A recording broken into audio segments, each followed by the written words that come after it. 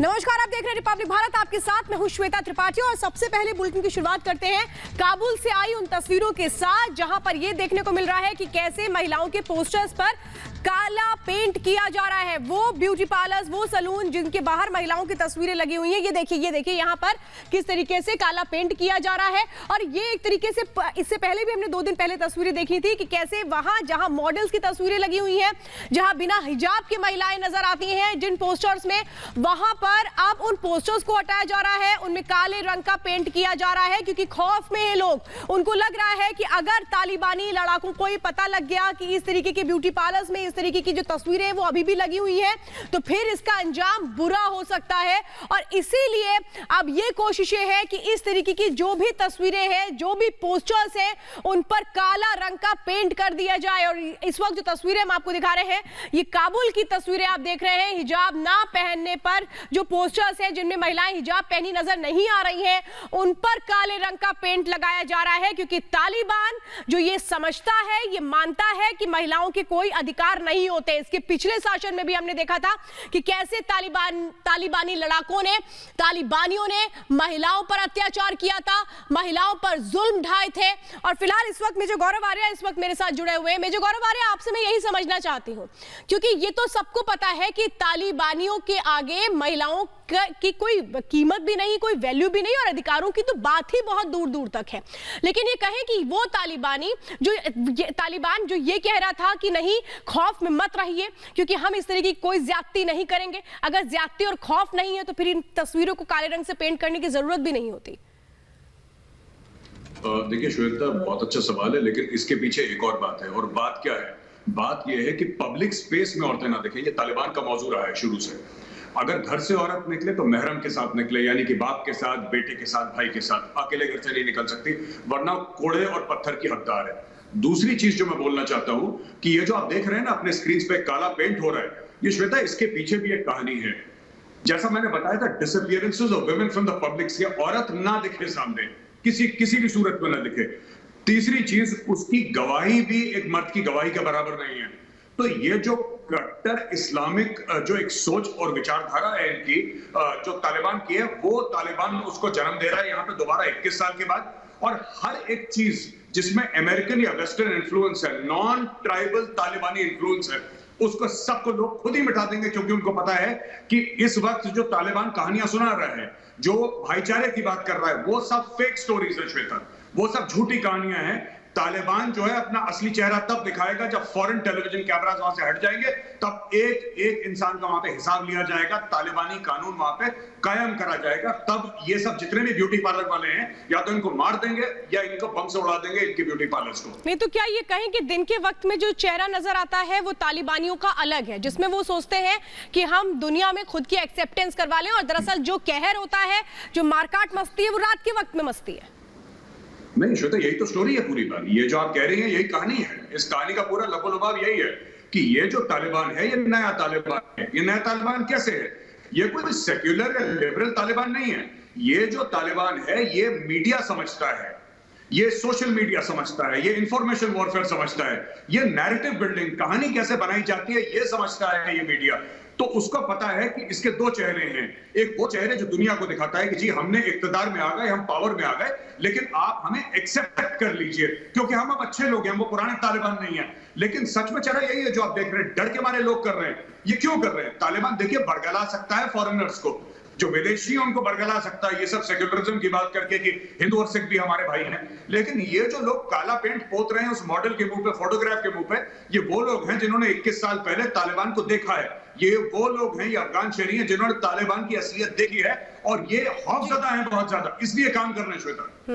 Major गौरव आर्या, आप हमारे साथ बने रहिए। रवि मलिक हमारे साथ इस वक्त जुड़े हुए हैं, जो फंसे हुए हैं काबुल में, और हम यही कामना करेंगे कि आप जल्द से जल्द भारत आ जाइए। रवि मलिक जी, ये बताइए किस तरह से कोशिशें कर रहे हैं आप लोग कि जल्द से जल्द भारत आ जाएं, क्योंकि अब इमरजेंसी वीजा के लिए भी भारत सरकार ने कह दिया है। किस तरह से कोशिशें कर रहे हैं, क्या कुछ आप देख रहे हैं अभी? मैम, अभी कोशिश तो बस यही है कि आप लोगों से बात हो रही है हमारी बातें पहुंचाने के लिए, और एमईए को हम लोगों ने अपनी डिटेल दे दी है, बट अभी तक कोई रिवर्ट और उनकी तरफ से कोई कॉल नहीं आया है।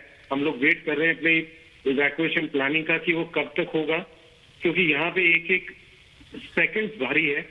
यहाँ पे प्रॉब्लम्स ये हो रही है कि अभी भी मेरे पास थोड़ी देर पहले इंफॉर्मेशन आई कि कुछ इंडिविजुअल्स है, वो तालिबान है, कौन है मुझे नहीं पता। आपका पूरा परिवार वहां पर है रवि जी? आपका पूरा परिवार वहां पर है? मैं अकेला हूँ। हाँ। मैं अकेला हूँ यहाँ पे। मैं एक प्रोजेक्ट के लिए आया था और देन आई गेट स्टक। जी, आप कितने वक्त से काबुल में हैं? मैम मुझे हो गया ऑलमोस्ट 6-7 साल हो गए हैं यहाँ पे। 6-7 साल से आप आराम से अपना काम कर रहे थे और कभी इस तरह का खौफ नहीं हाँ था जी। कि तालिबान आएगा और कब्जा कर लेगा? नहीं, अभी कभी ऐसी चीज नहीं हुई यहाँ पे। हाँ, अभी आप 6-7 साल में तो नहीं हुई। अभी आपका जहां पर घर है रवि, जरा मुझे उसके आसपास बताइए क्या हो रहा है? मैं वही बता रहा था आपको कि अभी थोड़ी देर पहले मुझे एक इन्फॉर्मेशन आई है कि कुछ इंडिविजुअल्स हैं वो अंदर जबरदस्ती घुसने की कोशिश कर रहे हैं। अब वो तालिबान है, कौन है मुझे नहीं पता, मगर सिचुएशन यहाँ पे ठीक नहीं है। चीजें यहाँ पे बद से बदतर होती जा रही है और हम लोग अभी सेंटर ऑफ सिटी बोलते हैं यहाँ पे, जो शहरनाव एक जगह है, वहां पे हम लोग फंसे हुए हैं। और आसपास कुछ गेस्ट हाउस और होटल हैं जहाँ पे और भी इंडियंस हैं जिनको हम लोगों ने मतलब थोड़ा सा हम लोग ने अपने आप को सेपरेट कर लिया। एक जगह हम लोग नहीं रहना चाह रहे थे कि कल को अगर एक जगह पे कुछ होता है तो दूसरा at least we can save others. Ravi, कितने लोग फंसे हैं आपके साथ? मैम मेरे साथ तो 17 लोग हैं जिनको मैं जानता हूँ, जो हमारे साथ में कल एयरपोर्ट गए थे। उनके साथ में मतलब उनमें 2-3 फैमिलीज भी थी जो यहाँ पे फैमिली के साथ रुके हुए थे, उनके बच्चे भी थे। और अभी तो 17 को मैं जानता हूँ, but there are more than 300 and 400 people जो काबुल के अंदर हैं। अब अफगानिस्तान में कितने फंसे हुए हैं ये डाटा आई बिलीव एम्बेसी आपको बेटर दे पाएगा। बिल्कुल, आप रवि हमारे साथ बने रहिए और हम यही कोशिश करेंगे कि आप जल्द से जल्द आ जाएं वापस, क्योंकि आप बता रहे हैं आपके साथ कम से कम 17 लोग आपके जान पहचान के हैं। इसके अलावा 300 से 400 लोग हैं जो फंसे हुए हैं, लेकिन जिस तरीके से वहां पर अफरा तफरी का माहौल भी मचा है वो हम देख रहे हैं। बिल्कुल एक तरह से हर कोई अपनी जान बचाना चाहता है और वो हमने तस्वीरें देखी थी कि वहां पे कैसे जो अफगानिस्तान के लोग थे, जब काबुल एयरपोर्ट पर एयरक्राफ्ट पहुंचा तो कोई एयरक्राफ्ट पर लटक रहा था। हर किसी की एक कोशिश थी कि उसकी जान कैसे बच जाए, क्योंकि इनको ये पता है कि तालिबान का शासन है, क्रूर शासन है, जिसमें जिंदगी बचाना भी मुश्किल है। देखिए रिपोर्ट।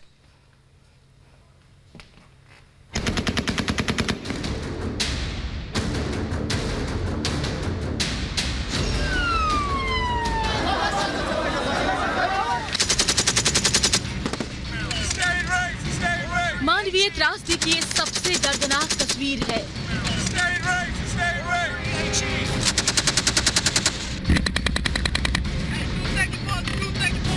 इंसानियत से उठते विश्वास का ये सबसे नया सबूत है।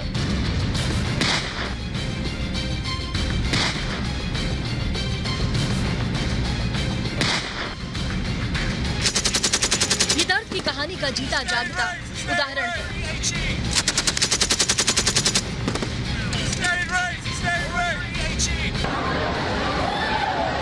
ये बेबसी, लाचारी की खौफनाक इबारत है।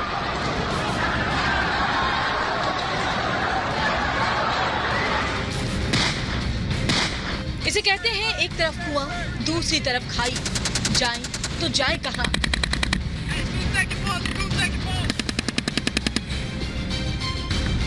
काबुल के लोगों की तकदीर में अब ऐसी ही तस्वीरों को चस्पा कर दिया गया है।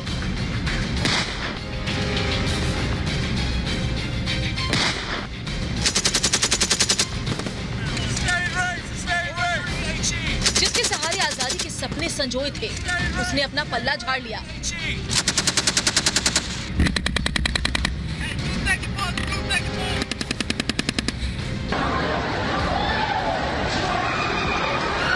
जिसको अपना नेता चुना था, वो सबसे पहले भाग गया। और जो नया शहंशाह बनकर आया है, वो बर्बर है, वो तानाशाह है, वो हिंसा को अपनी ताकत मानता है, वो बंदूक के दम पर शासन चलाना जानता है।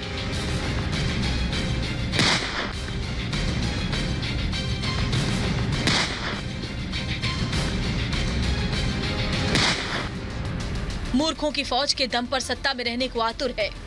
ऐसे में काबुल के लोग उस अनाथ बच्चे की तरह हो गए हैं जिनके माता पिता हैं नहीं और जिनके जिम्मे पालन पोषण है, वो सिर्फ शोषण करना जानते हैं।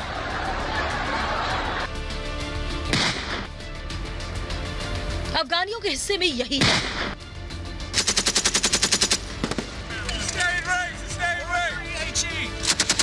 जब दुनिया अपनी तकदीर को और बेहतर करने में जुटी है, तब अफगान के लोग भेड़ बकरियों की तरह कुचले जा रहे हैं।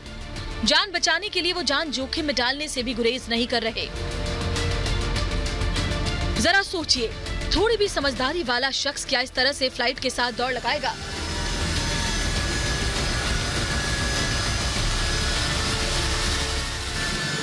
क्या कोई शख्स फ्लाइट के पहियों के बीच लटक कर कहीं दूर जाने की सोचेगा?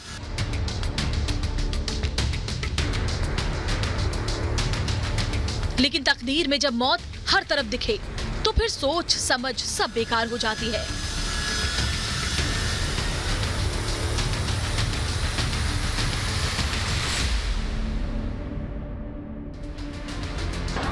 अफगानी लोगों की कहानी का हर पन्ना चीख चीख कर यही कह रहा है, काबुल का हर आम इंसान अब बस किसी तरह अपने देश की सरहद से बाहर निकलना चाहता है।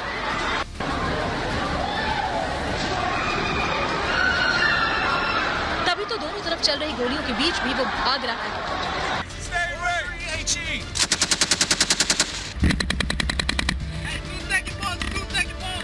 इतिहास में मानवीय त्रासदियों के जितने भी किस्से लिखे जाएंगे, उसमें वर्तमान की हकीकत सबसे काले अक्षरों में दर्ज होगी।